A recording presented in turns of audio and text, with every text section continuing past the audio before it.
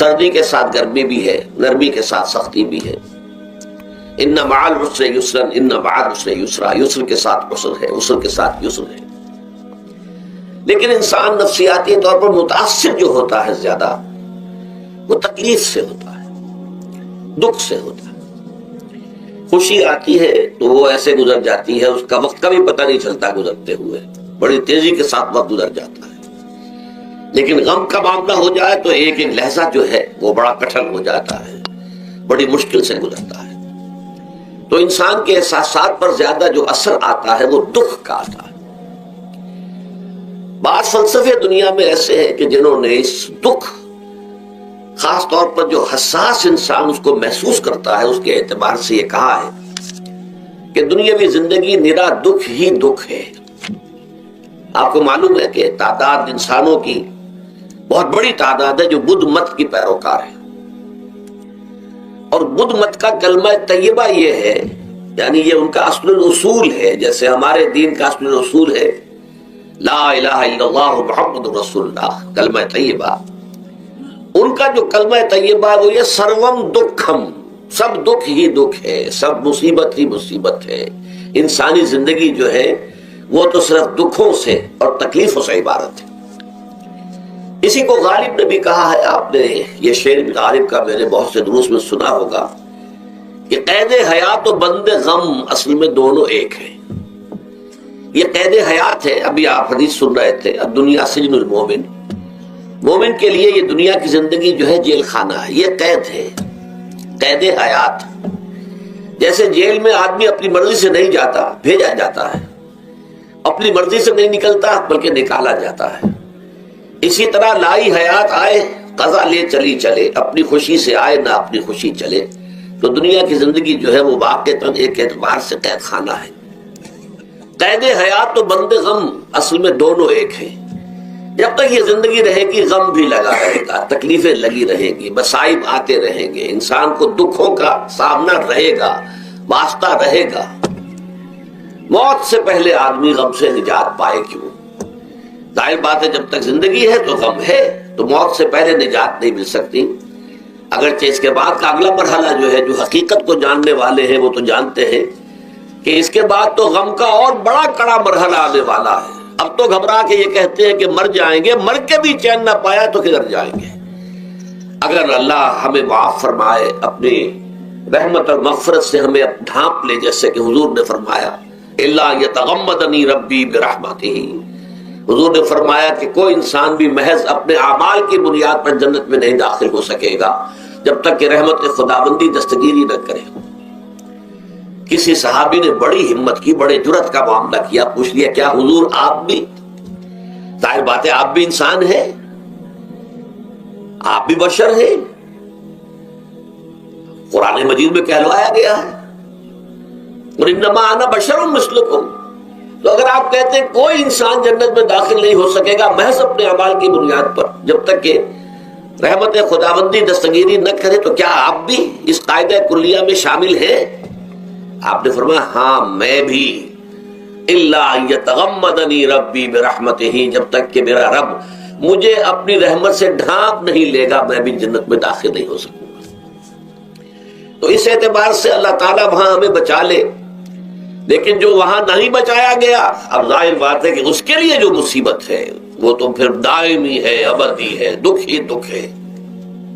میں اس کی طرف زیادہ جانا نہیں چاہتا، اس وقت اصل میں میرا موضوع جو ہے وہ اس دنیا میں دکھوں کا علاج۔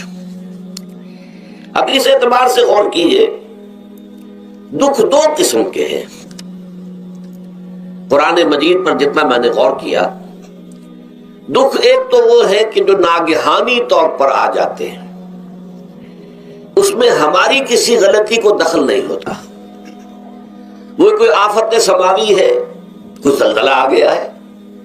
ابھی آپ کو معلوم ہے بھوج جو قصبہ تھا گجرات اسٹیٹ کا، انڈیا کا پورا ختم ہو گیا، اس میں بہت سے مسلمان بھی تھے۔ جب کوئی آفت سماوی آتی ہے تو وہ ظاہر بات ہے کہ پھر سب کے سب لوگ اس کی لپیٹ میں آ جاتے ہیں۔ زلزلہ آ گیا، کوئی اور طوفان آ جائے، جیسا کہ کئی مرتبہ آپ نے اخبارات میں پڑھا ہوگا، اس سال امریکہ میں بہت طوفان آئے ہیں، مشرقی ساحل پر بار بار طوفان آئے، وہاں بھی لوگ مرتے ہیں، وہاں بھی چھتیں اڑ جاتی ہیں۔ وہاں بھی تباہی جو ہے آتی ہے.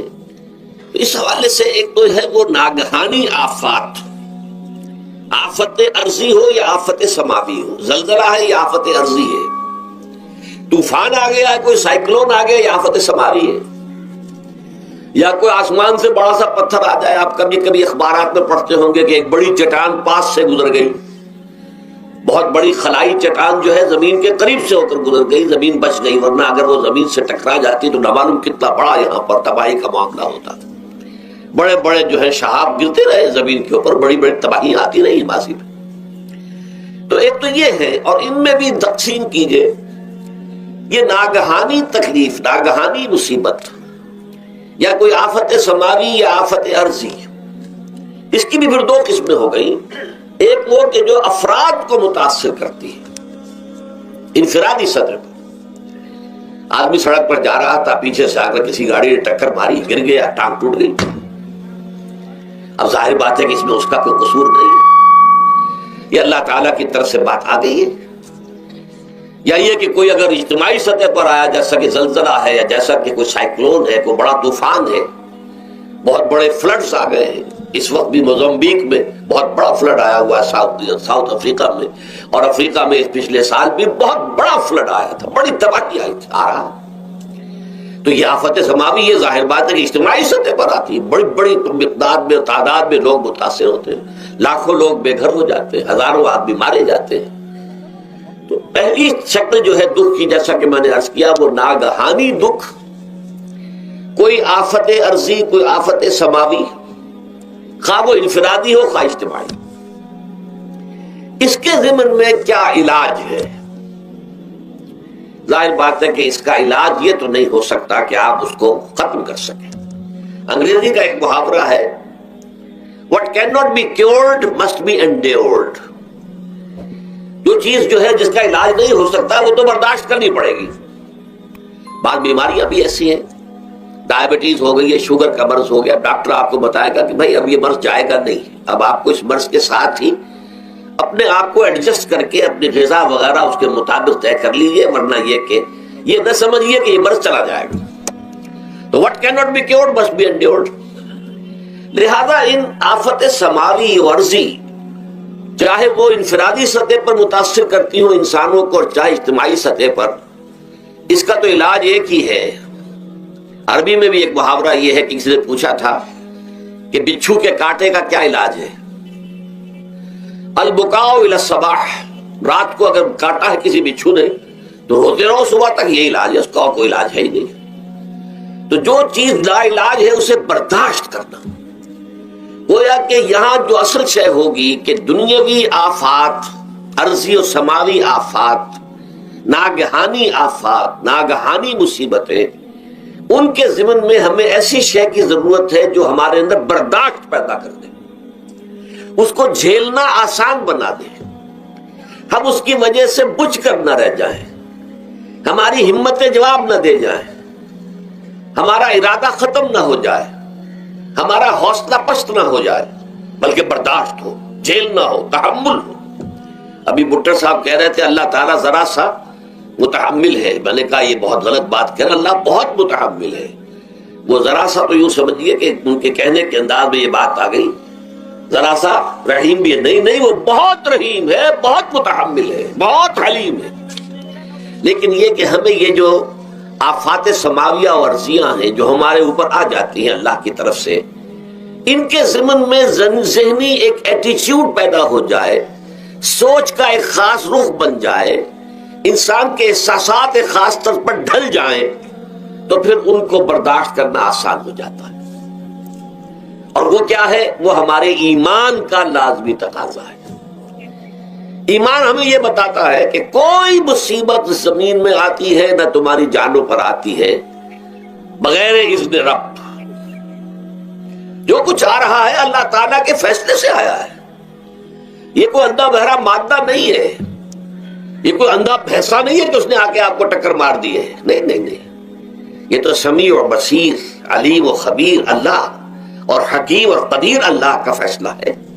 لہذا یہ من جانب اللہ ہے، اس کو تم سمجھو کہ اللہ تعالیٰ کی طرف سے ہے. اور جب اللہ کی طرف سے ہے تو سورہ آل عمران میں فرمایا بیدہ الخیر، اس کے ہاتھ میں تو خیر ہی خیر ہے.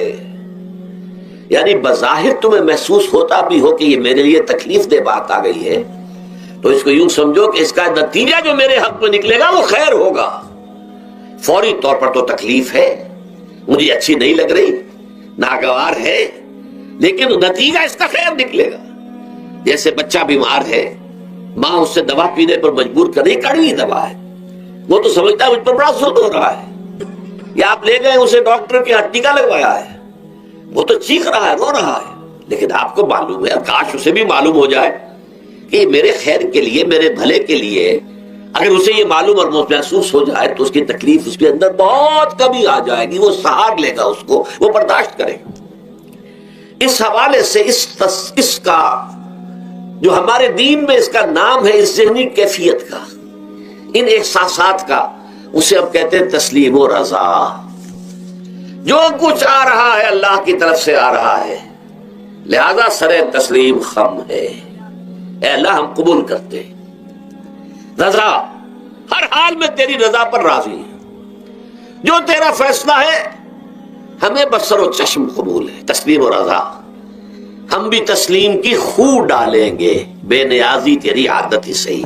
اللہ تو بے نیاز ہے، لیکن اے اللہ تو ہمارے لیے جو بھی تکلیف کا تو نے فیصلہ کیا، ہم تسلیم کی خو ڈالیں گے، عادت پیدا کر لیں گے اپنے اندر کہ ہر چساق یہ ماریخ عین الطاف است، یہ میرا ساقی میرے پیالے میں جو کچھ ڈال دے اس کا لطف و کرم ہے.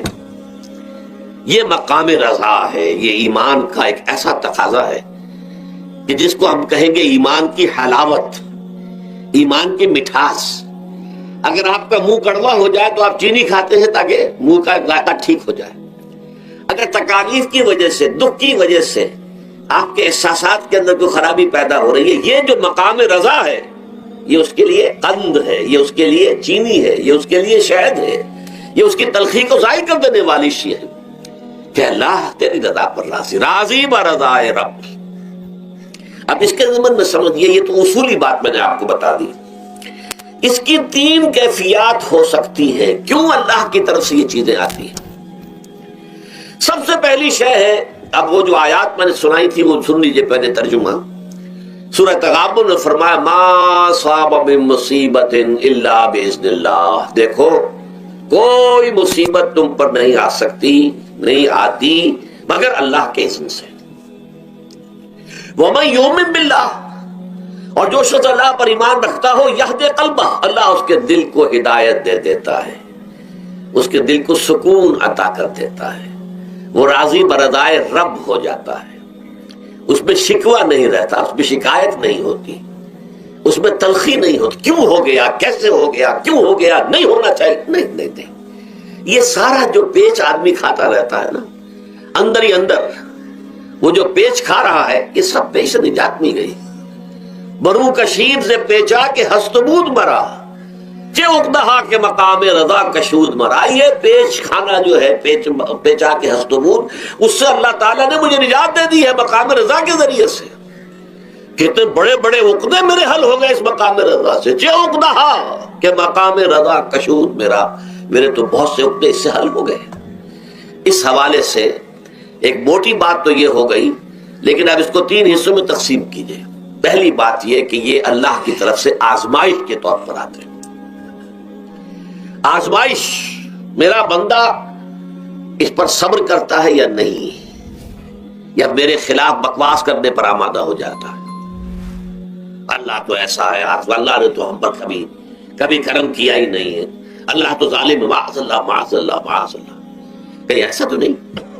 میرا بندہ جو ہے تکلیف کو جھیلتا ہے میری وجہ سے، یہ سمجھ کے کہ اللہ کی طرف سے آئی. یہ صبر جو ہے یہ بہت بڑی کامیابی ہے اگر انسان کو حاصل ہو جائے. اور اس صبر کے نتیجے میں 2 اور باتیں پیدا ہوتی ہیں. یہ مضامین علیحدہ علیحدہ دروس کے اندر آتے رہے ہیں، لیکن آج ایک نئے عنوان کے تحت جمع ہو کر آ رہے ہیں. پہلی بات یہ ہوتی ہے کہ یہ امتحان کا نتیجہ کیا نکلتا ہے کہ آپ نے ایک امتحان پاس کیا تو آپ کے اگلے درجے میں ترقی ہو جاتی ہے. 5ویں کا امتحان پاس کر لیا نا تو 6ٹھی میں جائیں گے. اب 6ٹھی کا امتحان پاس کریں گے تو 7ویں میں جائیں گے. 7ویں کا پاس کریں گے تو 8ویں میں۔ درجہ بدرجہ انسان کی دینی، ایمانی اور روحانی ترقی کا ذریعہ یہ آزمائش بنتی ہے۔ جتنا اس میں صبر ہوگا، جتنا اس میں تسلیم و رضا جو ہے آپ حاصل کرتے جائیں گے تو آپ کے درجے بلند ہوتے چلے جائیں گے۔ آپ کا امتحان کڑے سے کڑا آئے گا، بڑے سے بڑا آئے گا، مشکل سے مشکل تر آئے گا۔ ایک وقت میں ایم اے کا امتحان بھی آپ کو دینا ہوگا، ایک وقت میں ہو سکتا ہے پی ایچ ڈی کے لیے تھیسس آپ لکھیں، پھر اس کے اوپر جو ہے ٹیم بیٹھی ہوئی اور آپ سے وہ بحث کرے، جرا کرے آپ سے، وہ بھی کرنا ہوگا۔ لیکن یہ کہ اگر پرائمری ہی میں فیل ہو گئے تو اس کا سوال ہی پیدا نہیں ہوتا کہ کبھی آپ ایم اے کا یا پی ایچ ڈی کا تھیسس بھی لکھیں۔ اور اسی کو دوسرے انداز میں کہا گیا ہے قرآن مجید میں، بولے یبلی المؤمنین منہ بلاء حسنا۔ اصل میں ابلا کہتے ہیں، بلا یبلو جو ہے عربی زبان میں آتا ہے آزمانا۔ خلق الموت والحیات لیبلوکم ایکم احسن عملا، یہی معنی ابتلا کے میں، ابتلا یبتلی آزمانا۔ ابلا یبلی جو آتا ہے باب افعال سے، اس میں آتا ہے کسی کو کسی تکلیف میں ڈال کر اس کو نکھارنا، کہ اس کا جوہر نکھر جائے، اس کے اندر جو خیر ہے وہ اور چمک جائے، لوگوں کو بھی معلوم ہو جائے کہ یہ شخص اس مقام کا اہل ہے، اس کے اندر یہ صلاحیت ہے، اس میں یہ قوت موجود ہے۔ تو یہ گویا کہ اہل ایمان کی صلاحیتوں کو نکھارنے کے لیے اور ان کے درجات کی ترقی کے لیے بھی اللہ تعالیٰ دنیا کے اندر یہ مصیبتیں اور امتحانات جو ہیں آزمائش کے حوالے سے افراد پر بھی اجتماعی طور پر بھی لاتا ہے۔ اور ایک اس کا اور بھی ہے، اہل ایمان پر اس طرح کے ابتلاء و آزمائش کی ایک نوعیت اور بھی ہے، اور وہ یہ ہے کہ جو بھی آپ سے غیر ارادی طور پر یا یہ کہ آپ نے کوئی گناہ ارادی طور پر بھی کر لیا، اللہ تعالیٰ اس کی سزا اسی دنیا میں دے کر آخرت کی سزا سے محفوظ کر دیتا ہے۔ گویا کہ اس سے بڑا خیر کیا ہوگا؟ یہاں کی سزا کیا ہے؟ جھیل لی آپ نے، بخار آ گیا، ٹانگ ٹوٹ گئی، چلیے 3 مہینے آپ بستر پر پڑے رہے نا، اور کیا ہوا؟ کچھ نہیں۔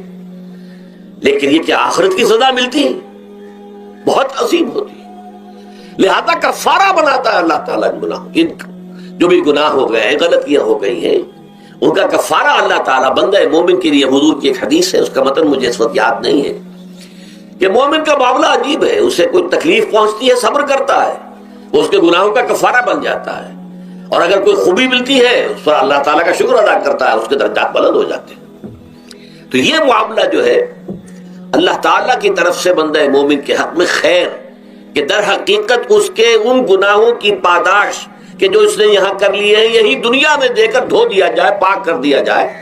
جیسے آپ کو معلوم ہے دھوبی جو ہے کپڑے کو بھٹی میں چڑھاتا ہے، گرم پانی میں ڈالتا ہے کہ ڈالتا ہے تاکہ اس کا میل نکلے، اس کے آگے پٹکتا بھی ہے ذرا اس کو تاکہ وہ میل اچھی طرح چھٹ جائے اس سے۔ اسی طرح اگر دنیا میں ہمارے میل چھٹ جائیں، دنیا میں اگر ہمارے گناہ دھل جائیں تو یہ بڑے نفع کا سودا ہے، بڑے نفع کا سودا ہے، بڑے نفع کا سودا ہے۔ اس اعتبار سے آپ غور کیجئے کہ اگر یہ حقائق ہمارے سامنے رہے تو کیا کوئی تکلیف دنیا کی ہمیں بھاری محسوس ہوگی؟ ہمیں تو بتایا یہ گیا ہے کہ عسیٰ ان تکرہوا شیئا وہو خیر لکم وعسیٰ ان تحبوا شیئا وہو شر لکم واللہ یعلم وانتم لا تعلمون۔ ہو سکتا ہے کہ تم کسی چیز کو ناپسند کرو، دراصل کہ اسی میں تمہارے لیے خیر ہے، تمہیں نہیں پتا، اور ہو سکتا ہے تم کسی چیز کو پسند کرو، دراصل کہ اس میں تمہارا شر ہے لیکن تمہیں نہیں معلوم۔ اللہ یعلم وانتم لا تعلمون، اللہ جانتا ہے تم نہیں جانتے۔ اس حوالے سے سبردم بتو مایا خیشرا تدانی حساب کم و بیشرا، اے اللہ، اس کو کہتے ہیں تفویض۔ یہ سورہ تغابن کے درس میں یہ تمام مضامین تفصیل سے آتے ہیں کہ ایمان کے جو باطنی ثمرات ہیں اس میں سب سے پہلے مقام رضا ہے، پھر تفویض ہے، توکل ہے۔ آپ محنت کر رہے ہیں، محنت کر رہے ہیں، محنت کر رہے ہیں، نتیجہ نہیں نکلا۔ ایک نتیجہ یہ نکلے، ایک بچے نے بہت محنت کی، دن رات کام کیا، فیل ہو گیا امتحان، اب صدمے سے کمر ٹوٹ سکتی ہے اس کی، لیکن نہیں، ہو سکتا ہے کہ اللہ تعالیٰ نے اسی میں میرے لیے خیر رکھی، اس لیے کہ ہماری محنت سے کچھ نہیں ہوگا، ہمارے مادی وسائل سے کچھ نہیں ہوگا، ہوگا اللہ کے اذن سے، اللہ کی مرضی سے، اللہ کی مشیت سے۔ یہ ہمارے لیے خاص طور پر اس اعتبار سے بہت اہم نقطہ ہے، ہم سب راہ حق کے مسافر ہیں، اپنے اپنے بس پڑتے محنت کر رہے ہیں، وقت بھی صرف کر رہے ہیں، مال بھی صرف کر رہے ہیں، محنت کر رہے ہیں، مشقت کر رہے ہیں، لیکن فرض کیجئے جیسا کہ ہے، پھر واقع فرض کیا کیجئے، وہ تو واقع سامنے کی بات ہے، نتائج نکلتے نظر نہیں آ رہے، قدم نہیں بڑھ رہے، ہماری طرف لوگوں کا رجوع عام نہیں ہے، ٹھیک ہے، اس پر قطعاً بدل ہونے کی بات نہیں، یہ اللہ تعالیٰ کی مشیت میں ہوگا، جب وہ چاہے گا تب ہوگا، ہمارا کام یہ کہ اپنا فرض ادا کیے چلے جائیں بس، اور نتیجے سے بالکل ذہن کو اپنے منقطع کر لیں، ذہن کا کوئی تعلق آپ کے نتیجے کے ساتھ نہ رہے، یہ جب تک کیفیت ہماری نہیں ہوگی، ہم اس راہ پر استقامت اور مدام اس پر محنت اور جد و جہد کرنا جو ہے وہ ہمارے لیے ممکن نہیں رہے گا۔ اس کے لیے میں اگر آپ کے سامنے رکھوں معاملہ کہ حضور صلی اللہ علیہ وسلم کے جو پہلے 10 برس ہیں، جب سے آپ کو آغاز ہوا ہے وحی کا، اس کے بعد سے پہلے 10 برس دن رات کی محنت، شدید مشقت، یہاں تک کہ اللہ بھی روک رہا ہے، نبی آپ اپنے آپ کو ہلاک کر لیں گے، لعلک باخع نفسک الا یکونوا مؤمنین، کیا آپ اپنے آپ کو صدمے میں ہلاک کر لیں گے، یہ مان نہیں لا رہے، اس قدر صدمہ، لیکن اس کے ساتھ یہ ہے کہ یہ نہیں ہے کہ نتیجہ نہیں نکل رہا تو کام چھوڑ کے بیٹھ جائے، نہیں، معاذ اللہ معاذ اللہ، نتیجہ نہ نکلے تو حضرت نوح علیہ السلام کی عمر بھی اگر حضور کی ہوتی 950 برس بھی حضور دعوت دیتے تھے، آپ کا کام تھا، آپ کا فرض تھا، حضرت نوح علیہ السلام بھی تو آخر اللہ کے بندے تھے، اللہ کے رسول تھے، 950 برس تک دعوت دی ہے، فلبث فیہم 1000 سنۃ الا 50 عاما، یہ تو ہم مانتے ہی نا، اگر قرآن کے اندر نص قطعی صریح الفاظ نہ ہوتے کہ 950 برس تک رہے، ورنہ یہ بات سمجھ سے بالاتر ہے، عام طور پر معلوم ہوتا ہے کہ اس دور میں ابھی عمریں زیادہ تھے لوگ۔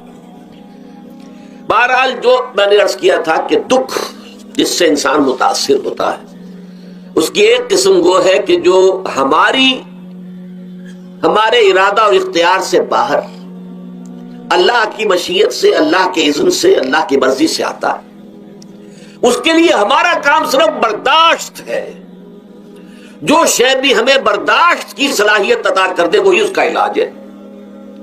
جیسے آپ کو معلوم ہے کہ بخار بہت تیز چڑھا ہوا ہے، اس کی دوا نہیں ہے اسپرین یا کوئی اور پیراسیٹامول، بخار کی شدت کو کم کر دے گا، وہ کوئی علاج نہیں ہے۔ علاج تو ہوگا اگر معلوم ہو کہ کون سے جراثیم ہے، کس کی وجہ سے ہے، اس کا صحیح اینٹی بایوٹک کون سا ہے، وہ علاج ہوگا، یہ علاج نہیں ہے۔ لیکن اس کی شدت کی کمی اور اس کے اندر جو احساس ہے جھیل جانے کا، وہ انسان کے لیے آسان ہو جاتا ہے۔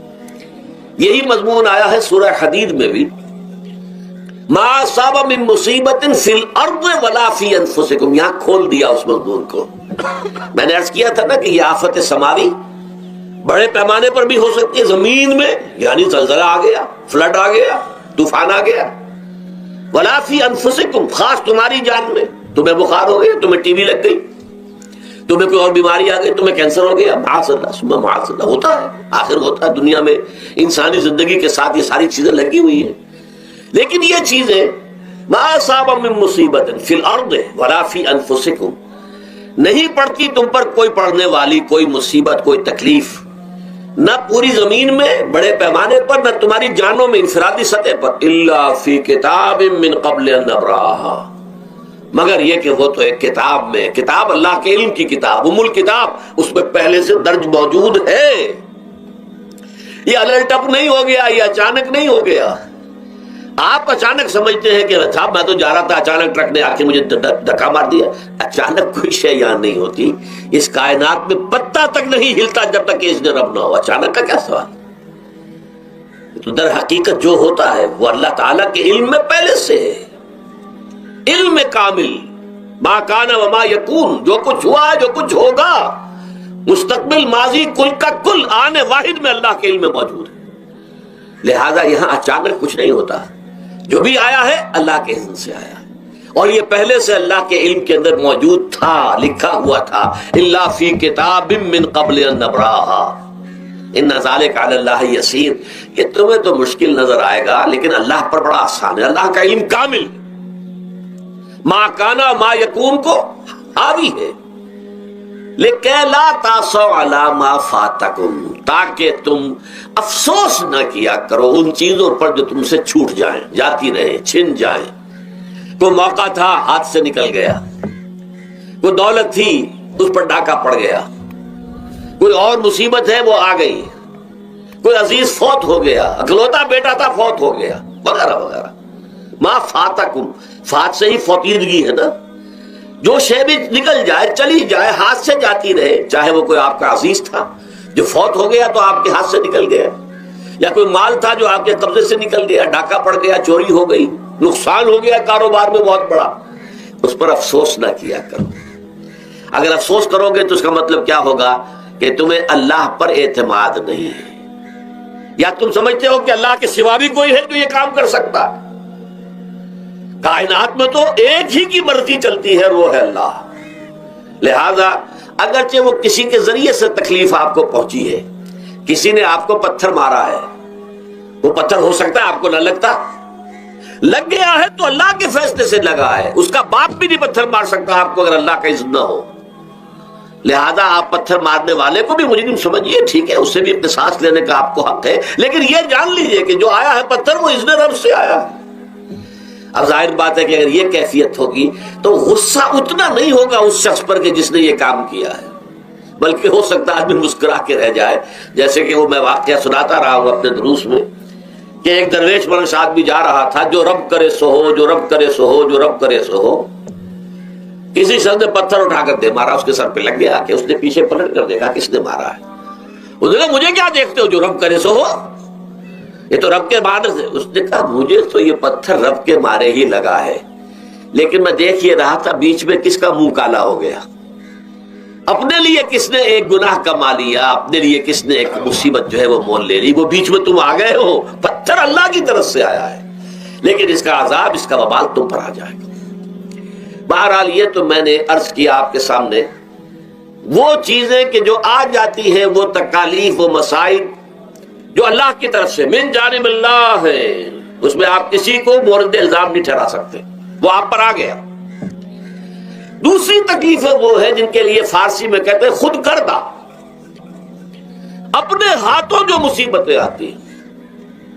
اس کے لیے میں نے آپ کو سورہ شورى کی آیت سنائی ہے، ما اصابکم من مصیبت فبما کسبت ایدیکم ویعفو عن کثیر۔ جو مصیبت بھی تم پر آتی ہے انسانوں، وہ تمہارے اپنے ہاتھوں کے کرتوتوں کی وجہ سے آتی ہے، اور ابھی تو اللہ بہت سی چیزوں کو تو معاف بھی کرتا رہتا ہے، ہر تمہاری غلطی پر پکڑتا نہیں ہے، ہر خطا کے اوپر تمہیں سزا نہیں دیتا ہے، کوئی سزائیں معاف بھی کرتا رہتا ہے، عفو درگزر سے بھی کام لیتا ہے، بہت متحمل اور حلیم بھی ہے، بہت رحیم اور غفور بھی ہے اور کریم بھی ہے۔ لیکن یہ کہ یہ جان لو کہ ایک مصیبتیں وہ ہیں جو تمہاری اپنی پیدا کر دینا ہے، بما کسبت ایدیکم، تمہارے اپنے ہاتھوں کی کمائی۔ یہ کون سی خود کردہ؟ یہ در حقیقت ہے اجتماعی نظام جو انسان بناتا ہے، اس اجتماعی نظام کو غلط کر کے اگر اس نے اپنے لیے مصیبتیں کھڑی کر لی۔ مصیبت ہے، لیکن یہ مصیبت تمہارے اپنے ہاتھوں کی لائی ہوئی ہے، تم نے نظام غلط بنایا ہوا ہے، تم نے دولت کی تقسیم غلط کی ہوئی ہے، اللہ نے تو رزق پیدا کر دیا اور سب کے لیے کافی ہے، یہ تم نے کیا ہے کہ ایک طرف کچھ لوگوں کے کھتے بھرے ہوئے ہیں اور ایک طرف کوئی فاقے سے مر رہا ہے۔ یہ خود کردہ ہے، یہ ہمارا کبھی ہے، یہ تم نے نظام غلط بنایا ہے۔ یہ جو نظام کے اندر خرابی ہے یہ تمہاری اپنے کرتوت ہیں، تم نے خود نظام کے اندر غلطی رکھی ہوئی ہے، ناانصافی گھولی ہوئی ہے، اس کا زہر گھولا ہوا ہے، یہ تمہارے اپنے کرتوتوں کی وجہ سے، اور اس کا علاج تمہیں کرنا پڑے گا خود۔ اور وہ علاج کیا ہوگا؟ اور نظام کو صحیح قائم کرو۔